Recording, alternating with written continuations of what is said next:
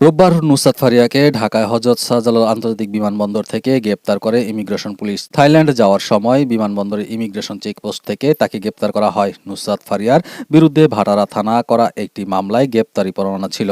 জুলাই গণঅভ্যুত্থানের সময় ওই মামলায় তাকে হত্যাচেষ্টার অভিযোগে আসামি করা হয়।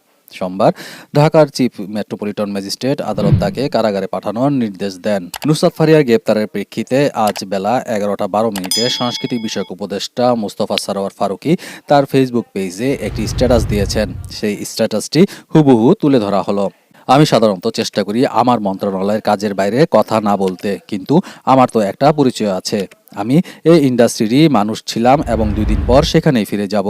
নুসরাত ফারিয়ার গ্রেপ্তার বিব্রতকর একটা ঘটনা হলেও আমাদের জন্য, আমাদের সরকারের কাজ জুলাইয়ের প্রকৃত অপরাধীর বিচার করা। ঢালাও মামলার ক্ষেত্রে আমাদের পরিষ্কার অবস্থান, প্রাথমিক তদন্তে সংশ্লিষ্টতা না থাকলে কাউকে গ্রেপ্তার করা হবে না এবং সেই নীতি অনুসরণ করছে। ফারিয়ার বিরুদ্ধে এই মামলা তো অনেক দিন ধরেই ছিল। সরকারের পক্ষ থেকে তদন্ত শেষ হওয়ার আগে গ্রেপ্তারের কোনো উদ্যোগ নেওয়ার বিষয়ে আমার নজরে আসেনি, কিন্তু এয়ারপোর্টে যাওয়ার পরই এই ঘটনাটি ঘটে।